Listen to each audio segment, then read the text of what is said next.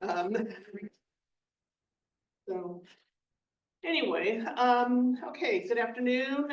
Today is Thursday, November 13th, at 1:30 p.m. This is the Admin and Finance Committee meeting. And I think let the record show those who are present, board members, Chelsea Tyrone and Deborah Logan, and General Manager Jeff Brotz, and our Finance Manager Natalie Clark, and our Secretary. So with that, we'll call the meeting in order, and the first item is the audit. I don't know if we have the auditors. They were expected to join us via Zoom. Do you want to try to give Jared a call or something? And I should mention too that I have a phone call that I'm expecting from my doctor's office, which I've been trying to get a hold of for some time. So if I should get that call, I may need to step out. Yeah, maybe because if you step out, can we just Take a pause the recess? meeting because we don't have a quorum? Yeah, yeah. We'll have. Yeah, we'll take a recess. I just wanted to mention that because I've left 3 messages since Thursday and no Okay. one's called back. So Then can I recommend that we move to? yes, the retiree. What, can we move to item 3 maybe, because that's probably a shorter conversation. Maybe not. Oh, maybe not, okay, well, we can move to. Let's go to the OPEC, because I think you put together quite a bit of stuff on that. And I also, Okay, well, yeah, I'd be happy to. yeah, with the recommendations that you've made, and I did look at strategy 1 and 2. Okay, yeah, to let see me, if there's any cost difference in the investments. okay, let me provide a little background Okay. to this. So we actually had we had an introduction to this item at the last committee meeting. We had just had a short review, staff, myself and Natalie, with our actuary who provided the actuarial study, most recent one. And at the, just before that meeting, there were some more questions that we had about trying to understand the information and, we'll go back to number 1. Yeah, go back to number 1 if they're here now.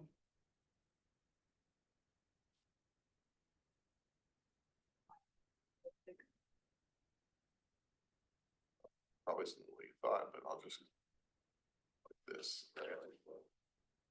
Minus, is that minus? Is that minimize?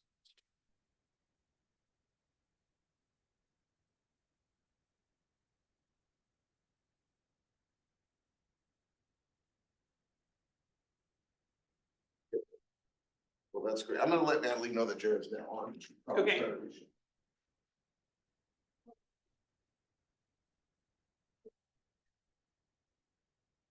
Anyway.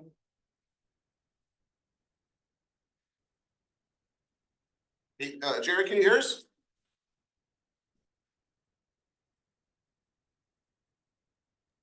Yes, I can hear you. Oh, cool. Okay, so just to, just again, to sort of introduce this topic. This committee has been tasked with reviewing sort of interim progress of the audit work. And typically that has meant that you have met either in person with part of the audit team or over the last few years via Zoom with the audit team to get kind of a report on how things are going and what to expect going forward. And Jared's with our audit team and Hello. was part of this briefing last year, I believe. I read. Yes, I was. So that's it. We don't have a formal report or any figures to pass out or anything, but. So do we have kind of a ETA in terms of when we can anticipate receiving the audit report?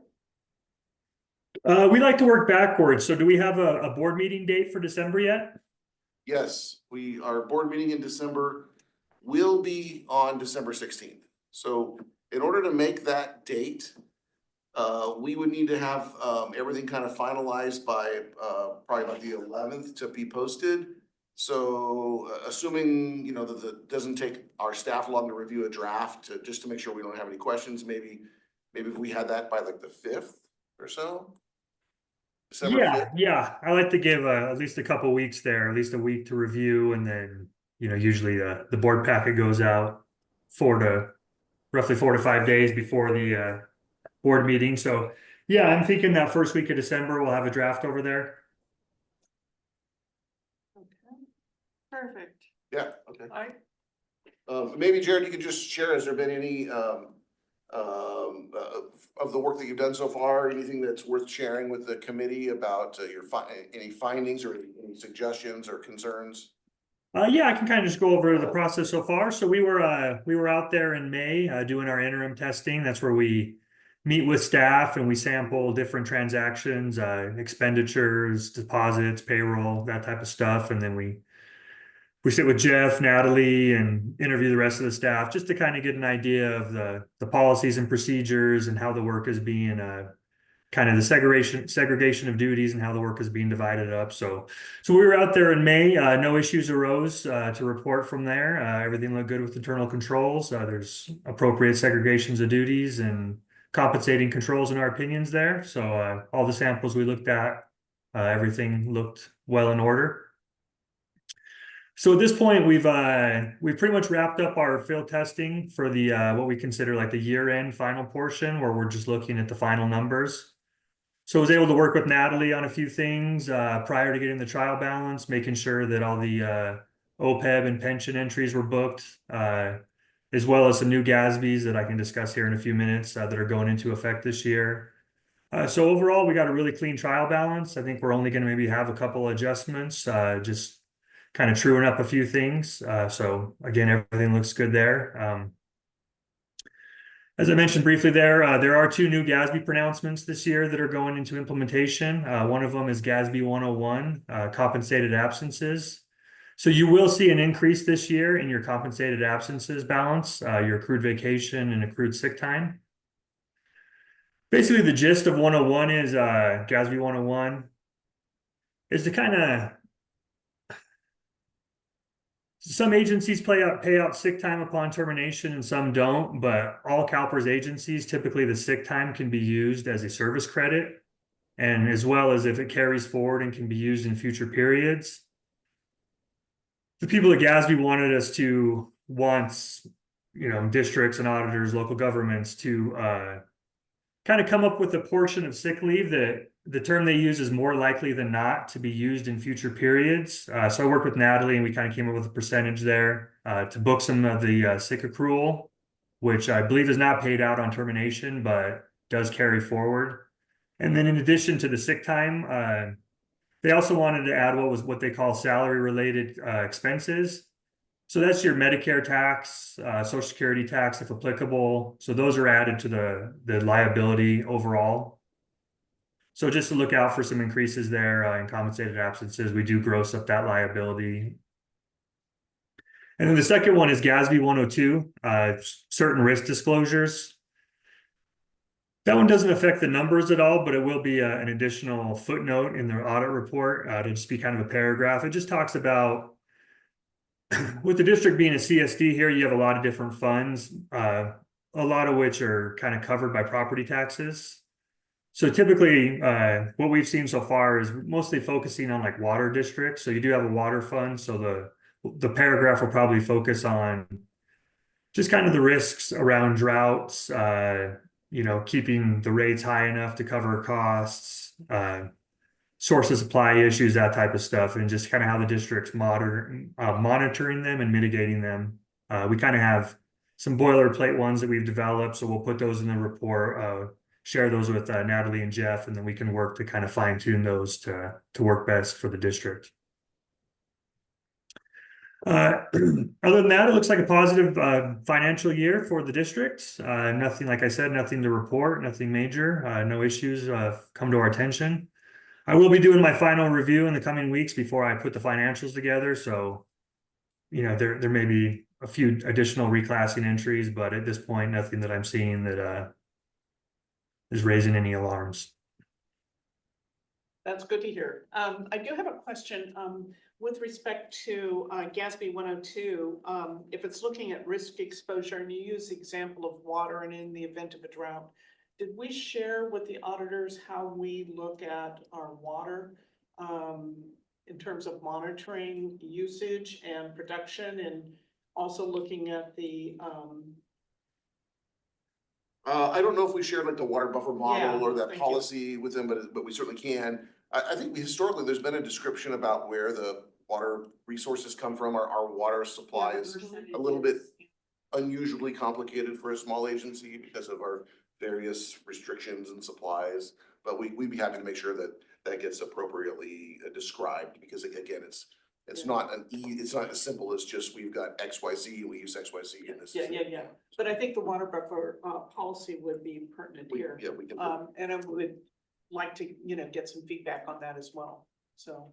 Yeah, we can provide the water buffer model to Jared and Okay. policy. That was just kind of went through a minor change in June. Yeah. But yeah, that might help. And then I did want to just explain, just to kind of clarify this issue of the compensated absences. It's not entirely new. We've been reporting as a local government I'll say our vacation leave balances in this report for many, many years. And vacation is a little different because it is paid upon termination. So when an employee retires, leaves for whatever reason, they get paid out whatever vacation leave they have. And so it makes sense to have been reporting that. And so that sounds like that's not a new thing. The sick leave balance is new. For a couple reasons, it's a little confusing. One, sick leave belongs to the employer. There are benefits to the employee, obviously, for having a balance. It's not paid out upon termination. We don't have an arrangement where it gets converted. So the employees, when they use sick leave in the future years, it really doesn't cost us more in most cases, because they're using an accrued benefit and they're missing from work. So it makes their paycheck whole, but it's not an increased cost to the district. There are some exceptions though, like say at the fire department where we have kind of harder staffing. If somebody calls out sick, it creates like an overtime coverage issue, and so that it can impact those costs. It is, as Jared mentioned, since we're a member of CalPERS, for those who separate and retire and from this agency, not go to another agency and later retire, the value of that sick leave is converted to service credit in almost all cases. And so it doesn't show up it doesn't cost us through our payroll account. It ends up costing us kind of very indirectly through our PERS, our pooled portfolio of poor PERS, and it gets caught up in sort of that UAL or other costs that aren't covered with current expenses. But it's still a liability. It's still a liability. Yeah. So do we have any policy where we max out on sick time? We do not. We do not. Okay. So they can just continue to accrue. PERS has yes. There's no limit. PERS has a maximum number of hours that can be converted. I want to say it's something like 2 years worth. It's a pretty big number 13 or 1,400 hours or something. Yes. Well, in my it's more than prior that. employer, it was the same thing. You maxed out on sick time.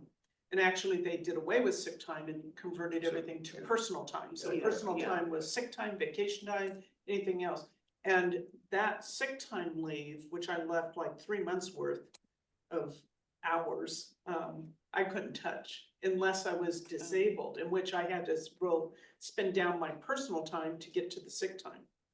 But when I Yes. left, it was just my personal time that was paid out. The way we handle it here is pretty typical, although there are some public agencies that have gone to more like an annual leave program and things like that to modify the way the leaves work. But I'm not sure it would benefit us in this regard, because if we had annual leave, it would all be reported under, I would view it as all due and reportable under this liability account, because it would be convertible to cash. So, we generally, most of our employees end up leaving. If they don't retire, they leave, and whatever balance they have is just eliminated, kind of get washed off. And then new employee starts from scratch. So that's not entirely new, although the sick leave component is. Anyway, we'll provide, I'll send Jared that water buffer policy and model from June, and then that might provide some explanation to how we deal with those, how we mitigate those risks. Okay. Any questions you have? Any further comments? Jerry? No, I pretty much summed it up there. I will take those notes of the water buffer and kind of incorporate them into the footnote. And then, like I mentioned, during the review process, if you want to kind of scrutinize that note and make sure we got everything added or admitted from there that you would like, and that way we have a good solid footnote moving forward. Okay, good. All right. Sounds All right, good. well, thank you so much for calling in. My and pleasure. Have a good rest of your day. Thank you. Okay. All right, you do the same. We'll see you In later. a couple weeks. Okay. Okay, good to see you. Thanks, Jeff. All right, so let's move on to then, our next, agenda item, retiree OPEB, policy. Okay, so again, just by way of background, we have established a goal and a strategic plan to kind of review options to ensure that we remain fully funded going forward. And just to back this up a bit, we had developed an OPEB investment policy that had a kind of a ramp up provision. You know, we were started with nothing into the trust, and we're making investments, and we made a couple of windfall investments several years ago. And about 4 years ago, it looked like we were quote unquote fully funded. We had hit like 100% effectively. And so we stopped making investments and started withdrawing money out of the trust. And in the last 3 years, our actuarial study have kind of rapidly shown the funding status declining. And so that's what kind of triggered this request or a recommendation that we include a goal to kind of revise this policy. Because I don't want that to occur without some thought. Natalie and I met with the actuary who performs our study. I believe it was in late August or early September. And we briefed this committee on just some concepts at the time and suggested that we had some follow-up calls that were pending, another member of the the actuarial team. And we wanted to kind of, do some further work on that. And so this is sort of part 2 of that briefing. We put together kind of some sample information or sort of some summary information based on what we've learned. And then I wanted to walk you through kind of our interpretation of where we're at now and go over some possible sample language. Again, nothing's ready for sort of adoption at the moment. But what we learned, one of the questions that came up at this committee last time was, and again, let me back up a bit. When we first established the fund, there was a choice through PERS. There was a choice of 3 different investment strategies, and we chose, I'll say, the moderate strategy, 2 of 3, two of strategies 1, 2, and 3. It was kind of a moderate strategy, and the question that came up at the committee meeting was, if we move to a more aggressive investment strategy, would that lead to improved results in our funding status? So we can answer that and say yes.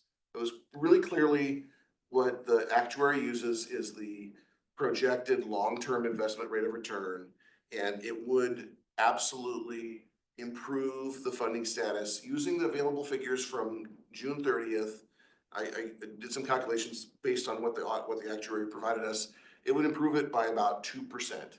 So That's based on history, but there's no guarantee we're gonna get an extra 2%.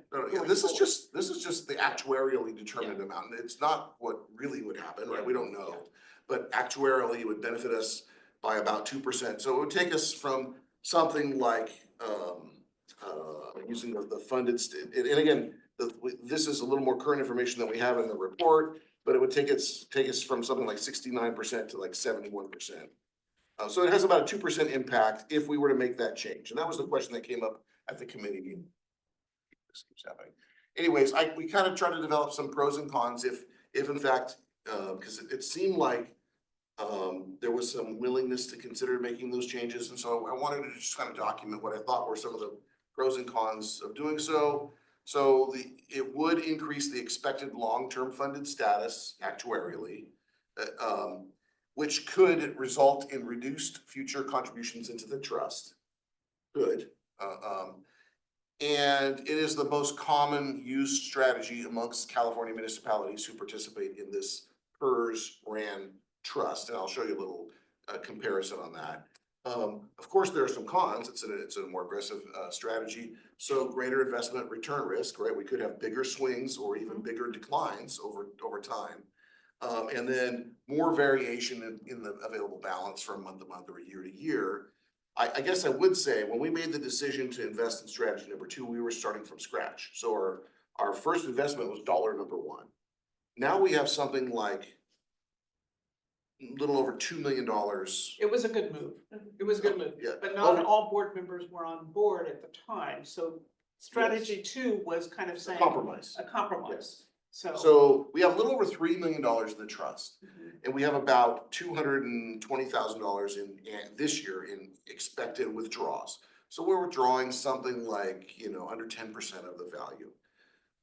So that does put us in a better position to weather highs and lows than we started out with, right? You could sustain some lows as long as there were some highs that followed.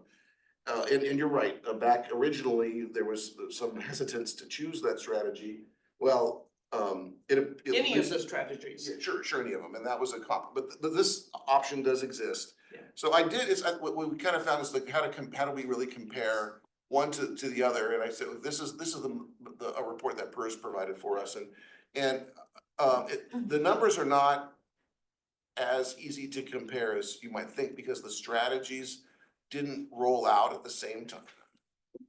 Well, I also same looked at time, so- what they were invested in, what sectors. And so I looked up that information as well. I think one thing you can add, because when I look at investments, I always look at what the expense is, what the cost is for that Mhm. investment.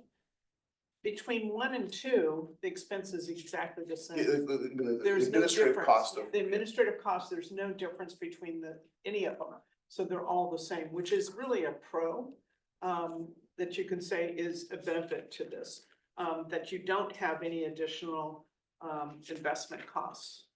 One way that I think it's kind of worth looking at is, so there are these 3 programs, but if you look here, the strategy 1 was the first one that became available. It was initially the only one that became available back in 2007. Then in 2011, strategy 2 became available, and just a few months later, a more conservative strategy became available. But if you look at the total assets, we've got 22 billion assets in strategy 1. I say we, California Yeah. municipalities collectively, about 10% of that in strategy 2, and then maybe 5% of it in strategy 1 in big picture.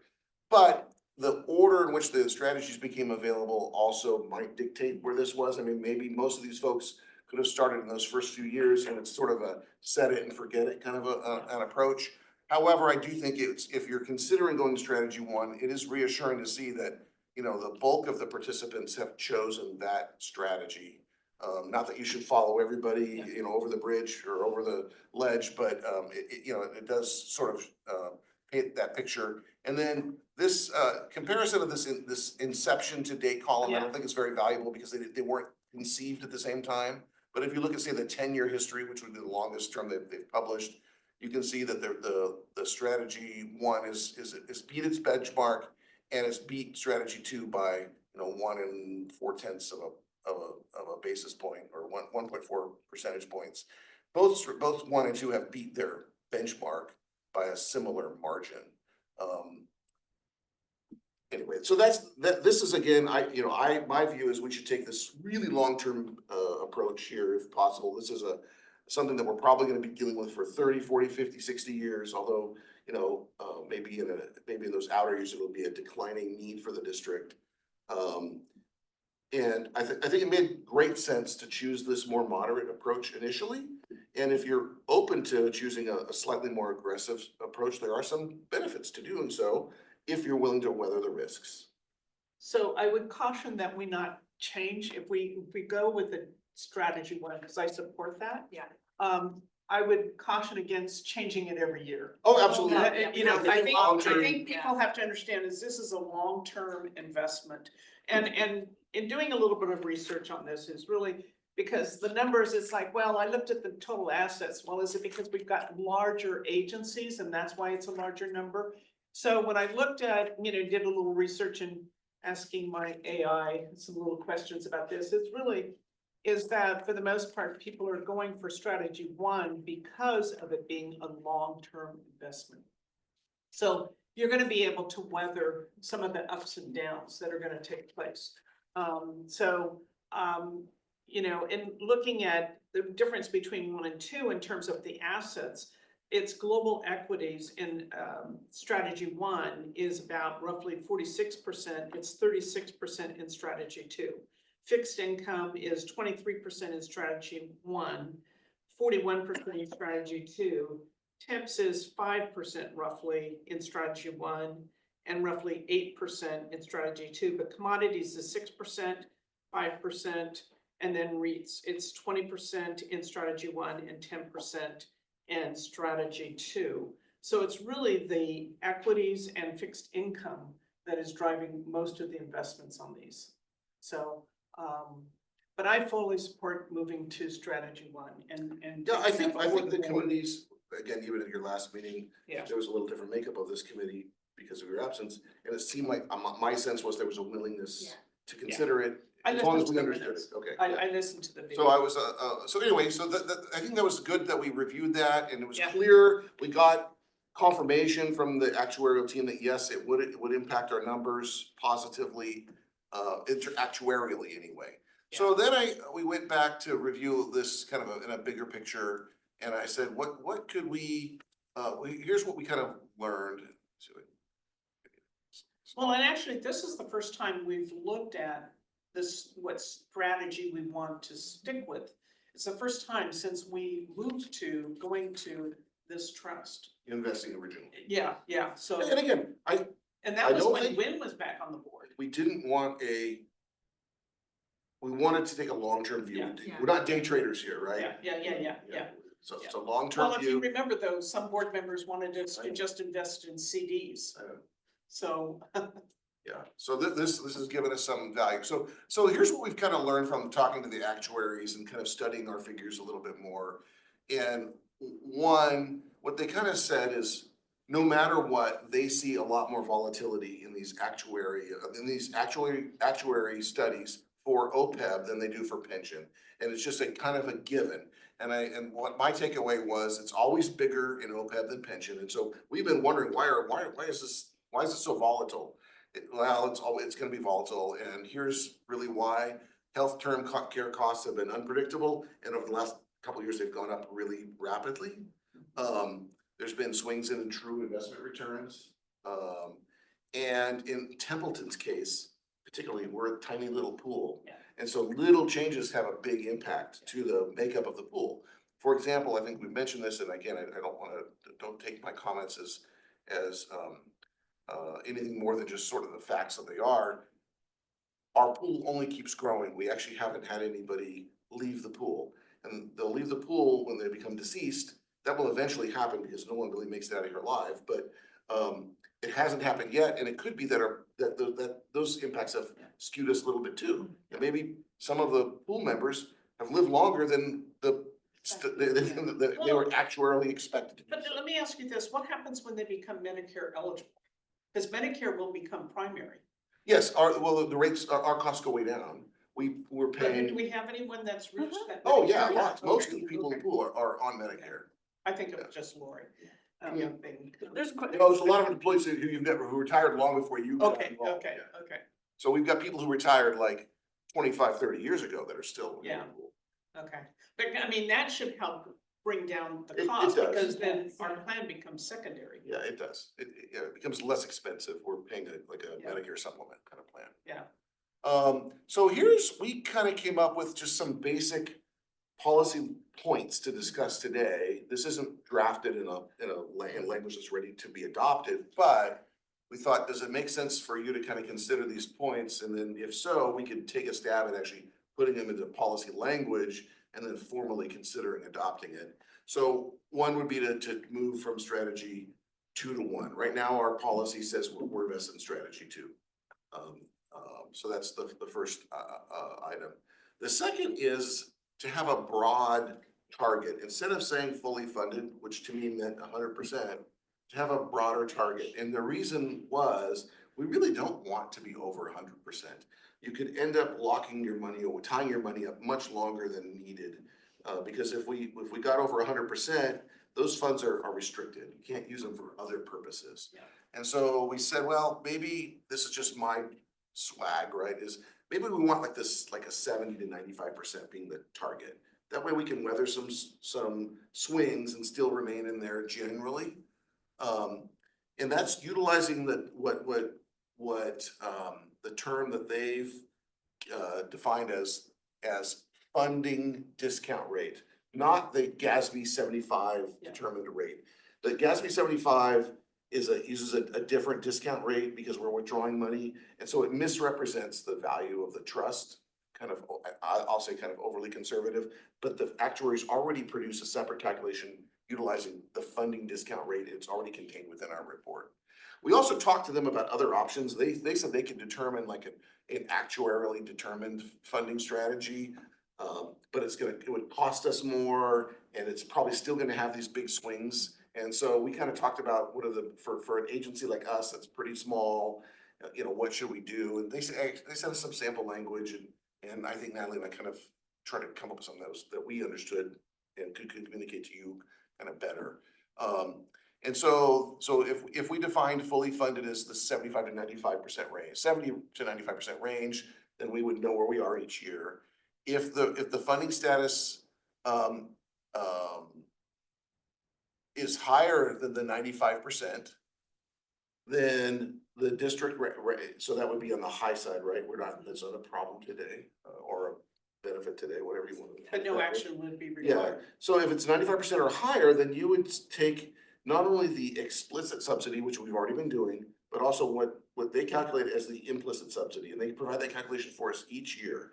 And what that really means is, because we're part of this pooled program through CalPERS, and health insurance is available to retirees at the same rate that it's available to active employees, the active employee rate is effectively subsidizing the older pre-Medicare retirees, I'll say. So those folks that are like in their late 50s, 60s, early 60s. So that is defined as an implicit subsidy, and we get a figure for that. Like, I think it's like 20, so I have it here, but $25,000 or something. So the idea is if it got above 95%, you can withdraw that as well. It's permissible under the trust because it is an implicit subsidy. And so if we hit, let's under this scenario, if the actuary study came back and said we're at 97% funded status, well, then the following year we would withdraw the explicit subsidy and the implicit subsidy. That would be like a little windfall that would help all the funds in the department, because it would come to the admin funds, would reduce what we need to take from everybody else. And then you look at it again the following year. It will only make a minor difference because it's not a huge amount of money. Let's call it 10% or something above and beyond our explicit subsidy based on today's figures. If it falls between again, anywhere between that 95%, you just keep doing what you're doing. If it falls below, if it's between 65 and 70, I suggest that we review our opportunity to make a voluntary contribution the following year. So like during the budget process, you determine whether you can scrape together some more money with the goal of getting above 70, but it wasn't quote unquote mandatory. If it was gonna drive a fund into like a out of a balanced status, then the board wouldn't be sort of obligated or wouldn't force your hand. And then if it fell below 65%, it would become kind of a mandatory contribution, and we would put it in the budget. It's of course your policy, and so you're not really tying the future board's hands. They could change the policy just like you're talking about now, but the idea was, not letting it fall any lower than that. So that's kind of the concept. All those fund contributions or withdrawals would go into the admin fund, which again has which benefits or costs the other funds. The first item would occur this year. That's that change in the strategy 1. The balancing components would fall or would occur only after you had an actuarial report that recognized that change in investment, because it's going to be a delayed. You're not going to, even though you make the investment change right away, it won't show up in the actuarial reports for potentially a couple of years, because they're always looking back a period of time. So that's kind of the concept. I did want to point out where we got this information in the report, because I think it's important to kind of know or see where it kind of comes from.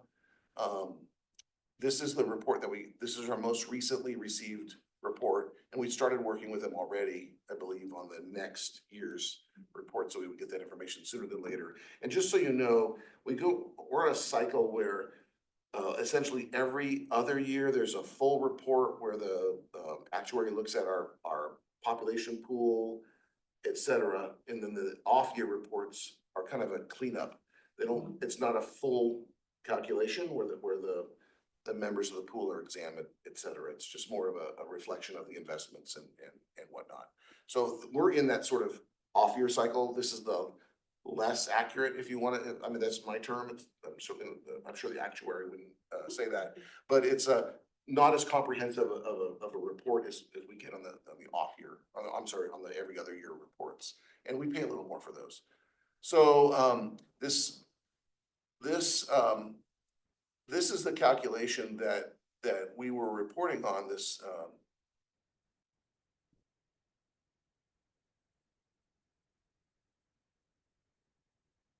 This first calculation of funded status here. I'm sorry, I zoomed right past it. Yeah, it was a couple pages up, it was 59 something. Yeah.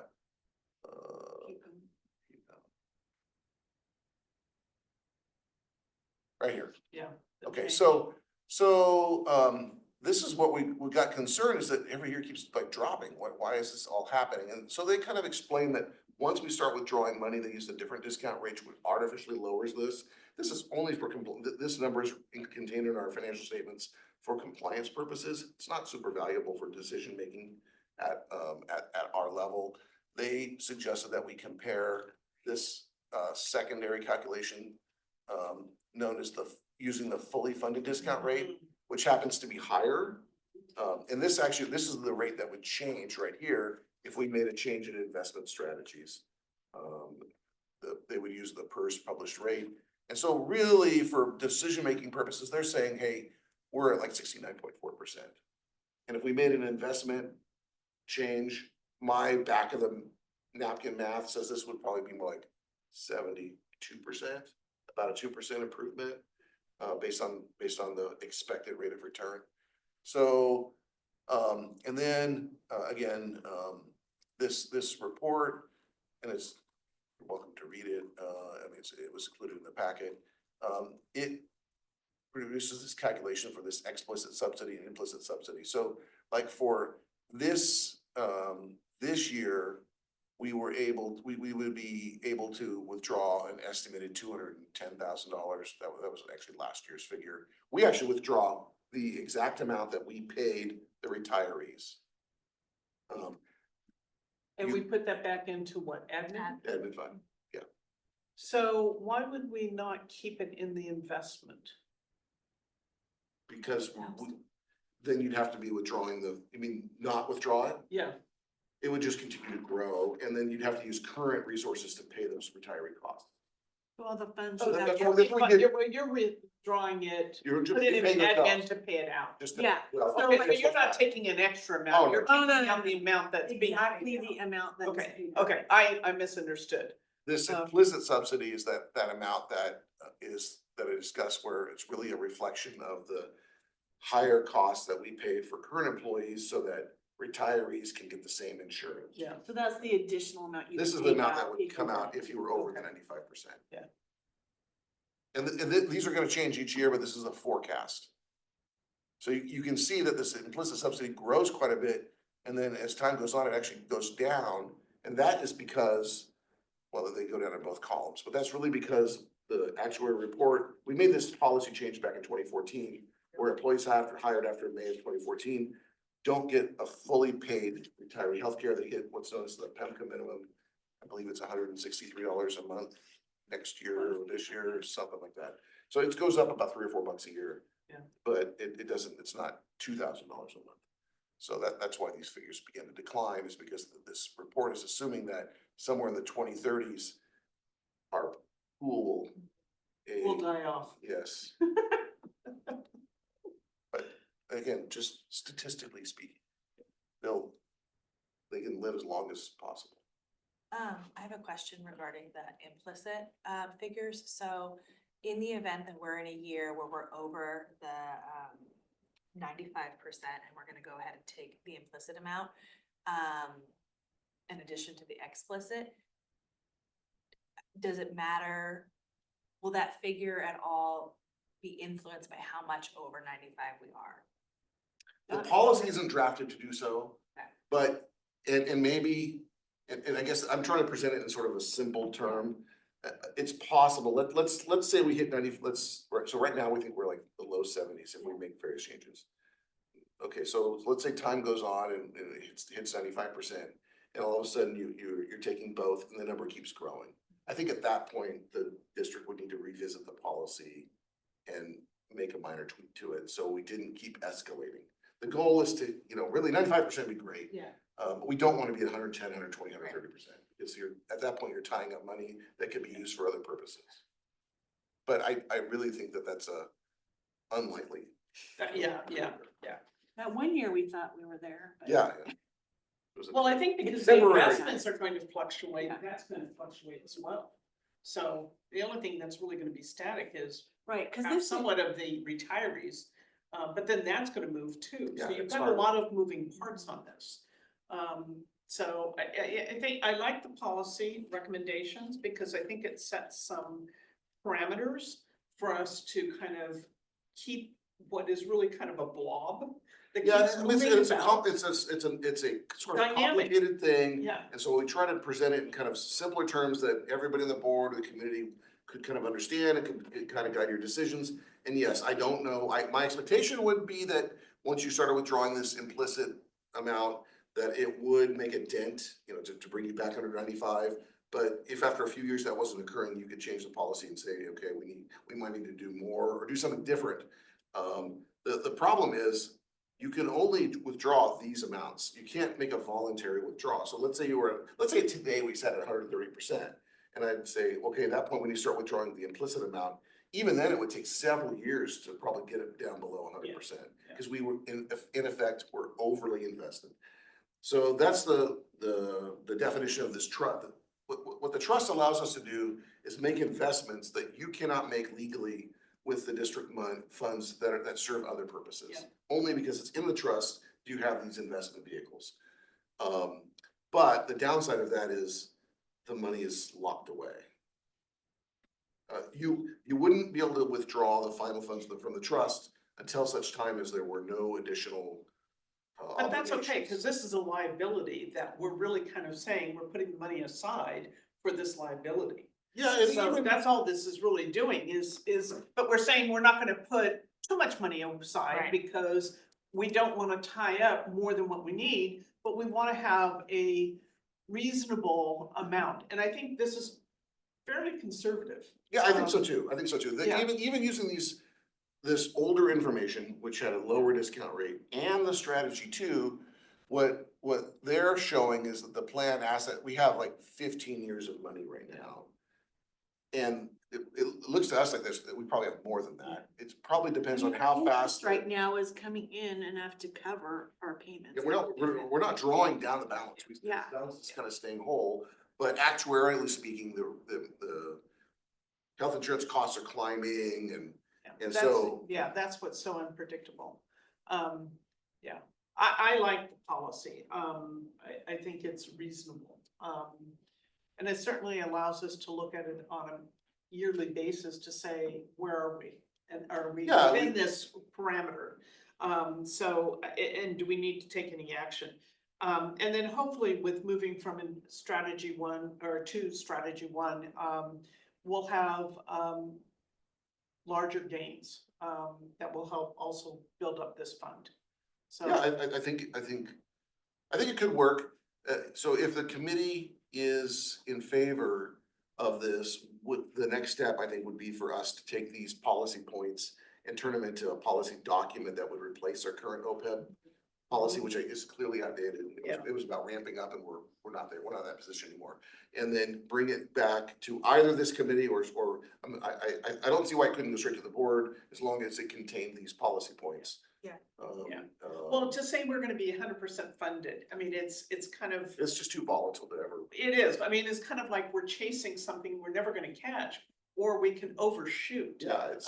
So, and I even kind of use my AI to look at what are other agencies doing? And there's really no set. Well, here's the interesting thing is, while we were a little late to the game in investing here, we caught up quickly. most agencies aren't At this nearly time. as far along as we are in terms of their investment in terms of reaching this sort of quote unquote fully funded. So it's not even a consideration, right? They're dropping money into it, but they're not really in a position to say that they've achieved fully funded status. So there's not a lot of good examples out there. So, I think we're pretty well off. I mean, Yeah, to be no, able we- to just be where we're at. it's only And been we've like kind of just stayed in that upper end. 8, 9 years since we started this. Yeah. So I think we've done fairly well, with the strategy too. Okay, so does it seem like then, the policy, the policy policy points make sense and we should take a stab at drafting this and bringing it back? It could maybe make the December or January board Yeah. meeting. I agree with that, yeah. Okay, well, thank you. And then if we went, and let's assume that it goes before the December, board meeting, is that what you're kind of targeting, December? I mean, that would be aggressive, but, you know, it kind of depends on what other if there's other higher priorities to work on, but. Because I'm wondering, how quickly can we move, once the board approves Oh, that change in strategy? very I think we can do it at any time. Like a day, same day. Okay, so, Yeah. okay, We might have to pass a resolution, or I can't remember what we have to do with first, but we'll figure that out, but the money's that we can make that change anytime. That was- okay, that so was there's clear. no delay in making that change. There's just a delay there's 2 delays in seeing it. One is until you make the change, you won't get the benefits on Yeah, the, yeah, on yeah. the investment side. But 2, the real delay is it won't show up until the actuarial report For measurement. like 2 years, 2 years. Yeah, later, yeah. it's just a And that's delay. okay, but I think we still get the report back from, the trust that you include in your treasurer's report. Right, yeah. So that's you still gonna see say that amount. the investments, we should see the investments growing. Yes. There, so, it just won't be part of this, It'll lag a little bit. yeah, okay. In terms of comparing it to the yeah, actuary. that's fine. But yeah, I mean, you know, the soonest would be the December meeting, but we'll see where we land, but we can take a stab at meeting that. Okay, well, as long as there's no delay, once we make the decision. We'll confirm with hers. I don't, make I a seem to, change to the my trust. recollection was we can make a change really at any time. They may require a resolution, and if that's the case, we'll just put that in at the same time, so. Yeah. they can take effect. Okay, But, alright. but we'll get that figured out before it comes back to the board. all right, perfect. Then let's move on and lost the agenda here, hold on. I'm trying to do too many things on my laptop. Our next topic, the TCSD 50th anniversary. And I think you were nominated to chair that. Ted, you're in. So just, you know, as you listen to my recollection of the Yes. conversation was, we had briefed the committee on what we did at our 40th anniversary. And there was just kind of like a minor discussion about, well, what's in the cards for next year. And Chelsea had suggested like you know, kind of a more public forward facing, maybe a street fair. I'm using my term of street fair, but. I don't know if that's what you Yeah. said. And Naveed Farnamish, who was subbing for you at that meeting, he just said, well, that he didn't indicate that he was like gonna. He didn't wanted to go oppose to it, but the he didn't wanna party, he wanted to necessarily- go to the party, but he didn't wanna wanna plan the be party. part of the Right. party. So that's kind of where we left off, and he said, well, let's take this up next time. So that's why it's back on this agenda. And what we had kind of thought internally was, okay, if there's interest in doing so, my suggestion is, or maybe I have a few suggestions. One, if it becomes primarily kind of like a public event, maybe the committee that should handle it is like Parks and Recreation or something, since that's a more, that's seems to be a Yeah. better fit, both from the staff side and on the committee side. And then secondly, is there an opportunity to partner with another organization to help put this on? And what came to mind for me was, because I'm a little concerned that even though the work that we do at TCSD is really important to the community, it's not necessarily very sexy or exciting. I mean, trust me, not that many people want to know what happens when you flush the toilet and where it goes. We're not the warm and fuzzy, Yeah. we're the cold and scratchy.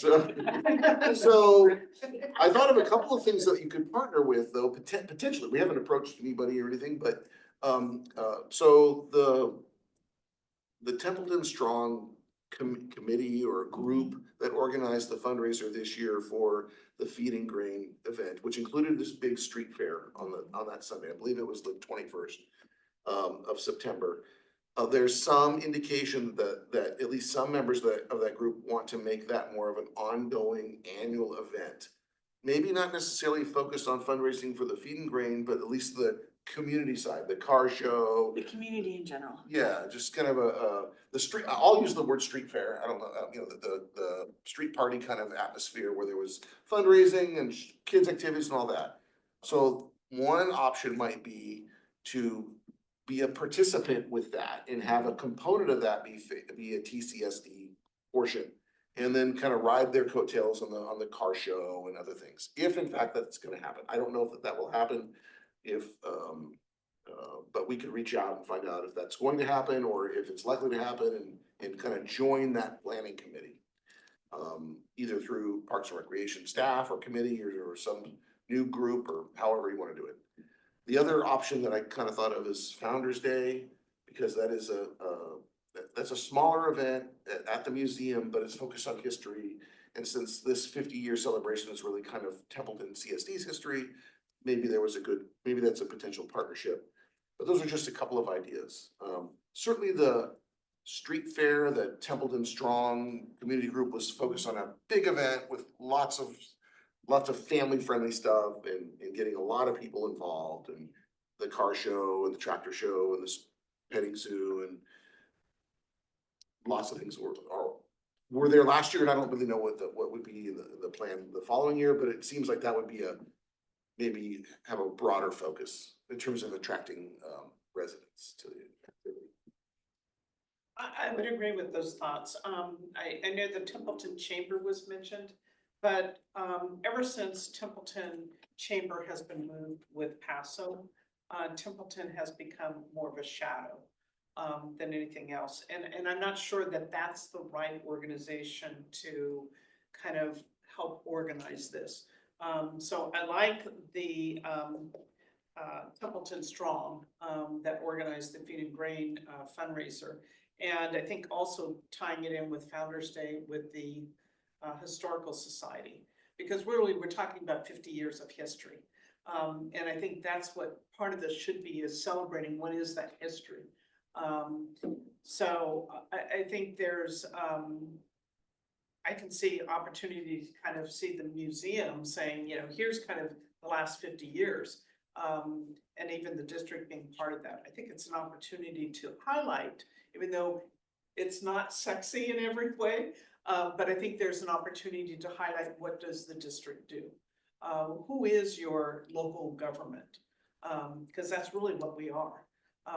So I think there's an opportunity to present that to the community, but also make it fun with the street fair, opportunities to get kids and families involved. Yeah, and I think those are two separate opportunities. Well, I think there's gotta be I don't wanna see just one event. I think there should be multiple events.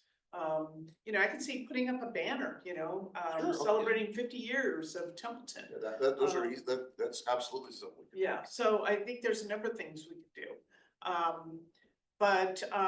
Yeah, so I think, you know, kind of collaborating with some of these other organizations might be a way of doing that.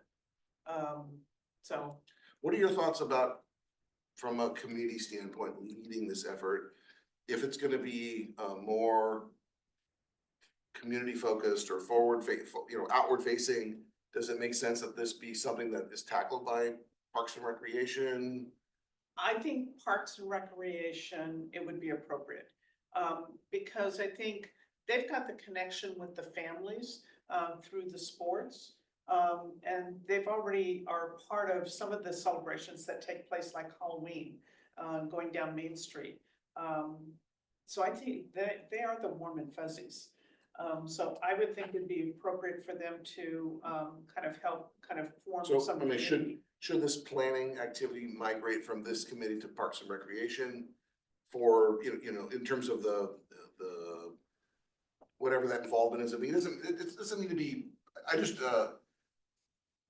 so when we have Parks and Recreation committees, I've got Mel attending and, Yeah. you know, so there's maybe more direct I, feedback. I between the think committee we members. probably, this committee needs to give a little more direction. Or, In or even terms of establish. what, yeah, in terms of what are the expectations? And so I think that if there's some expectations, then we can delegate that to Park and Rec, but I think we need to define one of those expectations.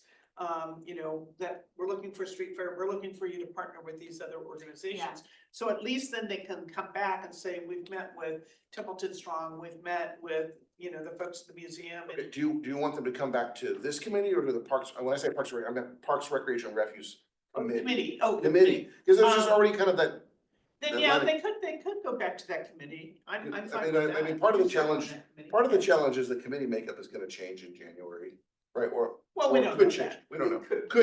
could change in January. Yeah. But if we're looking at something that's gonna happen sometime next fall, I think that's probably still plenty of time for the committee to have. I think, but I think we need to start thinking about it now. So I think it would be appropriate to have Park and Rec, but I think there needs to be some defined expectations. And then also reporting back. So whether it's this committee or Parks and Rec committee, either one's fine with me.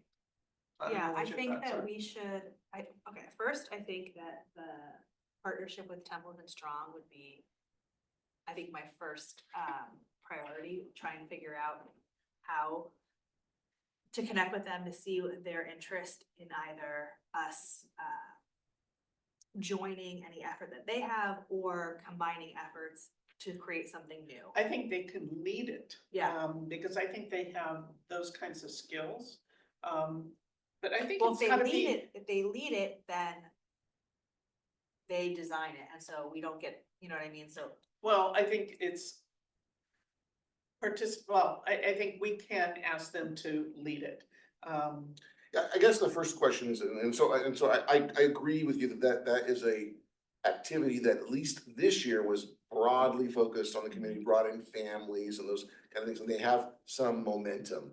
What we don't know is if it's gonna occur again next Right. year. I guess what I'd say is if it occurs, we can partner with them. I don't know I think it's still their event Yeah. because it's. Oh, yeah, if they're you know, already got and something we scheduled. would just ask to be, for this, to celebrate Templeton CSD's 50th anniversary in some capacity there. And we can help define what that capacity So I is. think there's It would gotta still be- be the Templeton Strong Yeah, event. they have interest in doing it. But I don't know 100% if they're committed to doing it. So I think we've gotta look at who's the partner. So is it the Founder's Day, the museum, the Historical Society, or is it Templeton Strong? My preference would be Templeton Strong, because what they've done with the Feed and Grain, and they seem to be well organized. So can I just ask who, do we, Who are how those big, people? yeah, who, Oh. like. So like Jeff English was Uh-huh, involved in that right. committee and Abby, Lori yeah. Ion, Allen Abby. has a huge And part of it. But it's a group that, cause I met the gentleman at, There was a group Concerts of in the about Park. 12 to but 14. he, yeah, but he formed kind of brought in local people. But this is somebody who's kind of an event planner. who? I can't think of his name. I don't have his card. Well, they actually went through a couple of event planners that didn't work out. Yes. And so they ended up kind of planning those events And themselves. so is this a group that This group didn't exist do they prior to the meet fire. still, No. or is it just? No. They talk a lot, they talk a lot. I'll just say that they're trying to start their own nonprofit. Okay, so the goal is eventually. Jeff English and Lauren? We'll say Abby. Oh, Abby, okay. Yeah. I can see Abby doing I that. don't know, like I said, I think it's premature to say that everybody who is involved in the. Would be Feed and involved. Grain right, Is going- gonna Yeah, wanna yeah, move yeah. forward with it, but at least some of them are interested in making it more of an annual kind of activity. Not necessarily focused just on the Feed and Grain. Or not focused on Yeah. the Feed and Grain. So I guess what I was thinking is, okay, that they had a fall date that kind of works, that gives plenty of time to plan. You know, our 50th anniversary technically occurred December? or election day or December, whatever, late Oh, okay. in the year is when we were formed. So I think those dates work fine. It's an independent event, it's family focused. So if we could participate, if that's gonna happen and we can participate with it, I think there's a good starting spot. It's way better than us trying to do our own thing. So it's gotta be fourth quarter.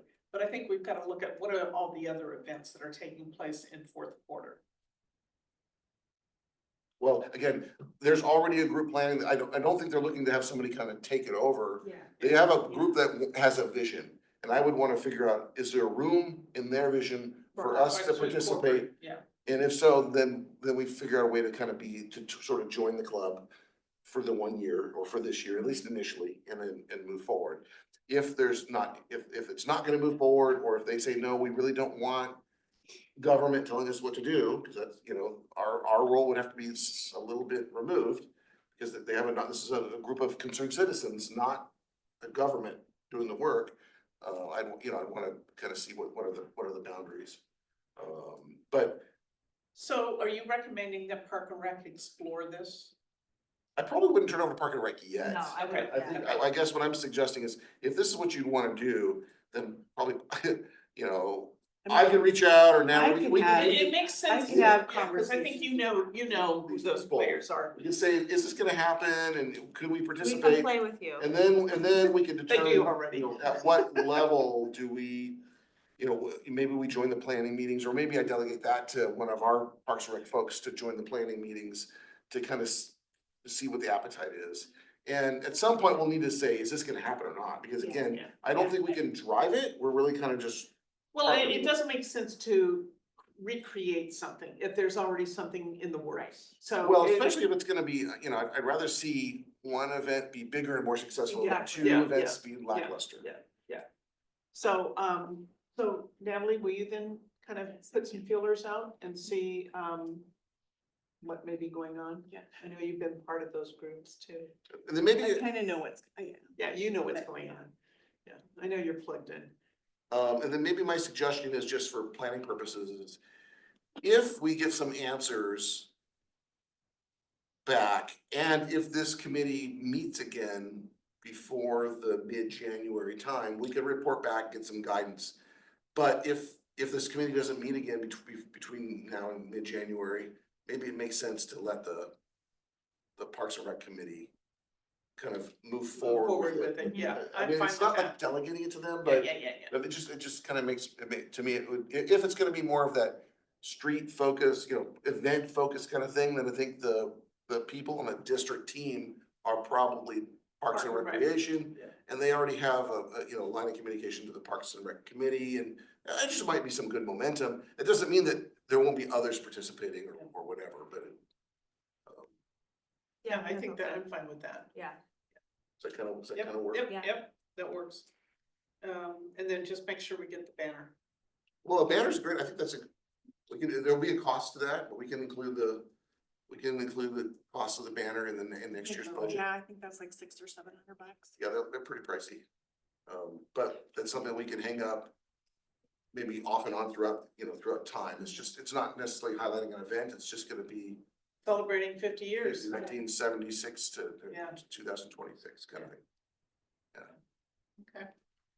Actually, why don't we, if that's something you feel pretty strongly about, we can include that in our mid-year budget review this year and have it available come springtime. Again, I don't think I would want to, because it's time consuming for us to put it up and down. So I'd rather have it here and then tell our crew, okay, next time a banner's coming down, put this one back up. Yeah. And the next time the one's And you coming can down, take keep this it back up down. until, The next one another goes one down. comes down or whatever. They get torn up out there, but, Pretty good, but windy day like today. Oh, that's right. yeah, today would be a Oh, bad day. finally. for the banner. It would not be going up today. That's good. How to It'd be plan coming something. Mine's coming down. Yeah, it's coming down.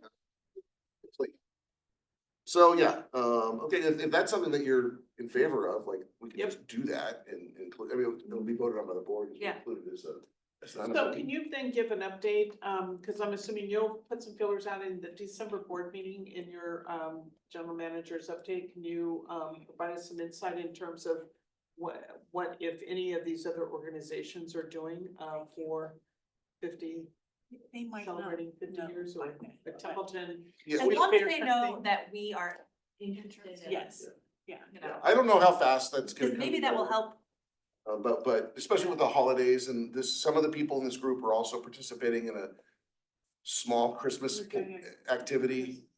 in a couple, which is coming up soon. And so I don't know that how much will take place during the course of the holidays for Okay. this. Yeah, I mean, But if you should have Yeah, anything we to will, share. we can. Um, Okay, all right. Anything else on 50 years? Okay, then future agenda items. Let me ask you this. So have we updated, because I went through the strategic policies that I was able to get offline or online. And some of them, the language didn't seem to be updated. Well, one is that OPEC. The you're gonna be OPEB certainly changing has to that. be done, yeah. And then there were some changes because we've made some changes regarding, I think, some of our purchasing and the limits. And I don't know Oh, if so that maybe it's was, not updated on the website? yeah, but when I pulled it off, and I did this a few months ago. Oh, yeah, well, So the capital expenditures, one online, I mean, from the homepage, or I Yeah. use it from the district. I yeah, the budget approval level and levels, the authority levels, I thought, limits, I thought we'd increase those. And I didn't see that, The construction one had been. okay, maybe I Let pulled me, this let off me, before. let me see, how. the Does it have a date on the bottom of the? No, that's the other issue, so it shouldn't have a date on the bottom. Well, when it's- give me just 1 second. No. 'Cause I think we added No. that. What's listed here? Well, it says, modified and adopted by the board on January 7th, 2025. Okay, that's the what we're. Yeah, so, But I thought we had made some changes in terms of some of the limits. so I think we discussed a possible change to that emergency, Yeah, limit, but Yeah. it hasn't been modified. So I think you're looking at the current, the January 2020, January 2025. 25, yeah. That included those changes to the, Did it have the credit card? Go down to the credit cards, that'll tell you. You know what's The last page. very end. Payments, Cause certain if it payments. said, if it talked it off. Yeah, it's here. It's there. It is? Then that's the most current one. Okay, so this is the most current then. That we made some changes on that. The one online on this homepage doesn't have the attachments included, the exhibits, just as the first one, your page. I'm sorry, it does, you're right, I'm looking at the exhibits. The dump. Okay, maybe then that's okay. Oh, you know why? Because I'm looking at purchasing policy, not at the whole strategic capital policy. Yeah. It's a separate It has page. the RGF thing, it has the purchasing policy with it. Yeah. Okay, well, it will need to be revised for OPEB. Yes, it will, So it will come that's gonna back, be so, meeting. so if you see anything else in there that you Okay, wanna let me- discuss let me before the look at it OPEB. A little more closely.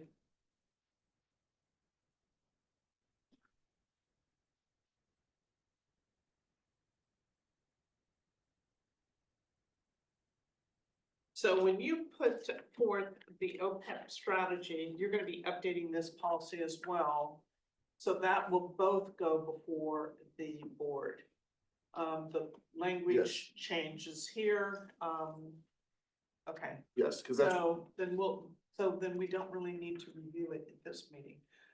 So I don't have any particular item off the top of my head for future agenda items. That could Yeah, be and a again, good- this- That could be a good thing. yeah, well, and again, this committee has a role in preparing, reviewing the next year's budget, which we're gonna be maybe trying to move up our budget planning by at least a month. Because of Natalie's planned absence. Where are you? I think if she's gone that long, it's actually called a sabbatical. Wait, where are you? But, going? I'm going on. People fall off boats on cruises. not very. I just got back from a cruise. That's not the way we wanna see our OPEB evaluation. Yeah. Yeah. It just went down. Yeah. Oh, we're starting in Fiji, we end in Tahiti, but we're going through the Cook Islands and Bora Bora, and it's kind of been my husband's bucket list. Oh, wow. Trip. So how long? Almost 3 weeks. Oh, good for you. 2 weeks? 3. 3? It's Right, like, right through vacation. May. it takes like 3 days to fly there. Yeah, cause yeah, it's 2 yeah. days ahead, yeah. Yeah. And then we're gonna go, or then we're flying back to Bora Bora to stay in the overwater. It's kind of. I'm going with her, she's. Yeah. Getting that So, carry on. We just celebrated our 35th anniversary Well, last week. congratulations. So it's kind of our, Yeah. yeah. Oh, So, that's exciting. yeah. So when do you go? It's like April 29th through May 19th. Okay. So we're gonna start budget. A little So, earlier. so I'm like I'm gonna start it in like January. We're gonna need to get ahead of it a little bit, just so Yeah. that we get at least the draft done, before Natalie's gone. The Yeah, it doesn't board's seem like she's workshop. gonna have phone service, you know? We'll wanna take the call. I'm gonna take the call. She has a It's not going with 150 her. minutes of internet Yeah, yeah. spread over 19 days available. I'm turning it off and that's it. I'll still text you. Yeah, that's exciting. Yeah, it is exciting. It's gonna be. very- So we're gonna have to move, so this committee, if nothing else comes available, there'll be some work to do probably in April. Okay. For the committee. And again, I don't know what the makeup of the board president will make those appointments in January. Yep. So you'll have an opportunity to at least influence that. All right. I have an admin question. So we elect board president next in December? In December. Okay, so that's our next board meeting. Got it. Oh, no, you have a board meeting on Tuesday. Oh, yeah. And then In December. So in two- January will come the new committee assignments. Yes. Got it. And we're also recruiting for members of the public right now to serve on the committees. So one other item that was discussed, I think at the last meeting, which I was unable to attend, was talking about hours of operations. Oh, Where do office where do we stand with that? Oh, nothing's changed. Yeah, We didn't do it. we owe like a little survey of other agencies. It's really stuff to kind of help feed maybe some future Can options. we also look at, do you know kind of what are your peak days and hours for people coming into the office? So they're not based on days and hours, they're based on our billing cycle. When the, Okay, when the, so when when the the shut off bills is, yes, and there's, Okay. So when they're due, we're Okay. busy those days and ballot drop off days. And then. yeah, how now many- we're more known as election polling, we're not a polling place, but people come Oh, here, but, like, no. I've lost my ballot. I'm like, okay, this is not an election site, Yeah, okay. but yeah. You couldn't. We'd be able to predict it, but it won't land on Monday, Tuesday, it won't be, it's Yeah. based on the days of the week. And then those, like, when the 19th comes, if it lands on a So Sunday, it's more then event driven in terms of what activities. it's a billing cycle issue Okay. Okay. primarily. Okay. And Or when people lose their wallet at the park.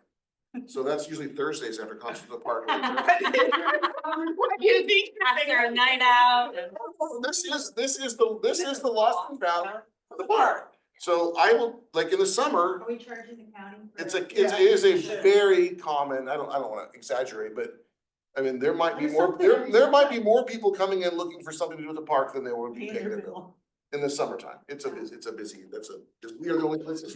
open. Yeah, makes sense. Well, it makes sense, cause you're kind of across the street and it's like your government And agent. so I don't know, the ranger must drop stuff, we have a whole basket of So, stuff. cause if they find stuff at the end of the night, they'll bring it over to the fire department and cause they're Yeah. there, and then the Yeah. fire department will bring it over to us, and then we'll come up for something. So my second question is, have we surveyed the staff, to see what their desires are? No, No? Okay. They're like, no. Yeah, that's survey us. them. Yeah. Yeah. Well, I'm just wondering, because it's like if we make these changes, it's like, is Oh, well, anybody gonna avail no, themselves? I to it? don't, the idea was just more to gather some information at this point to see Okay. what was the, Would be considered as. yeah, benefit to the from the employee. perspective of serving the public, what are some of the boundaries? Yeah, What are some of the, I guess, guardrails? And then, then once we get some more information about, I think the committee was interested in kind of like, okay, what are some, because I think there were some concerns like, well, we need to be open Friday. Well, Friday's the day that most other agencies are actually closed. Yeah. So we wanted to kind of document that so that you or the board has more information when the time comes to Consistency. consider some changes. We already have kind of a weird arrangement because like, say, for example, Parks and Recreation, the rec department is not open on Mondays. And they have different hours than Well, our that's office because they entirely. spend the weekend, It's just, so it's already kind of not standardized, right? Yeah. So our utility office crew, again, not where But there's they're a lot not of public. public facing. Right, well, they are, but not at their work Not site. in the office, yeah. they work different hours than Yeah. the rest of us. Yeah. So it's already kind of a hodgepodge of things, but we owe back kind of just a little examination of some of our Okay, neighboring agencies. so that would be one future Yeah, agenda we can item. list that, like, just Yeah. to work, the open hours Yeah. for.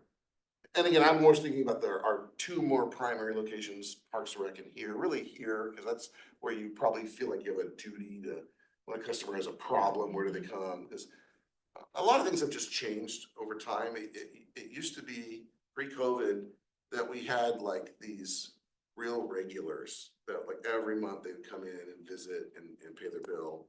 And those, Nobody comes. they in. really don't exist anymore. Well, that's a good thing though, because hopefully people are paying online, Yeah. or they're lot. using They use a Dropbox, stamp, Yeah. something, or something. yeah. Yeah. And what we kind of try to hopefully make clear is we still want to be available to be open via appointment when people have specific questions. The issue really, the issue that I have is because we're kind of this very small office, it's difficult, it's challenging. It's not, I won't say it's challenging, but we want to always have enough presence to deal with a disgruntled customer. And so we want to make sure we're staffed to deal with that. I would say from a workplace environment, it would be appropriate to always have at least two people. That's our, And not leave somebody alone. right, that's, And that's kind of why we close for lunch. yeah. Well, I worked in an organization where you didn't get past the front door without getting past security. And there were even some floors you couldn't even get on unless you had certain security level. Well, here, But here it's kind of open. you gotta But I bring, mean, if but you you wanna get don't above the know- first floor, you gotta don't bring a know- ladder. Yeah, but you don't know who's coming in. Don't know who's coming in, and Yeah. the customers that we're concerned about are typically people who are dealing with a disgruntled bill. Their water's being shut off, or, Well, and if they don't get the right person, they can even get more agitated. or if they come here, we're not open. Yeah. Or we're here but not opening the door, there's just other things to consider, Yeah. so the stuff by appointment, people who have like planning questions or whatever, those we can deal with without, on an appointment basis if we weren't holding them to the strict. I think those are folks, it would be appropriate to be by appointment because they're probably a little more involved and it's a matter of Yeah, whether or it's, not. it's you know, hard to you help have the because, person who's specialized in that available.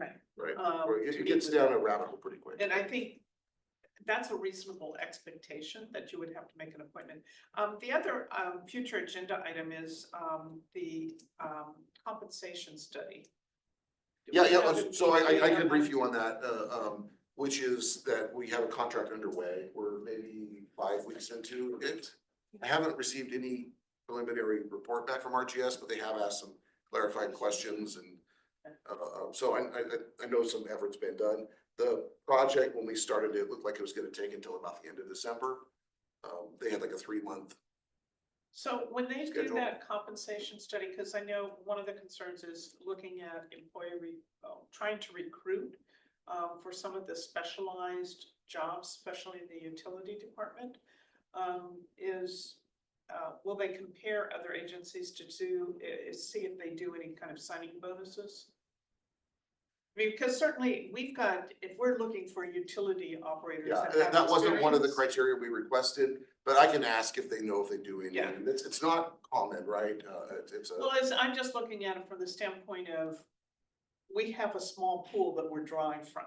So we may have to geographically go much broader, in which case somebody's having to relocate.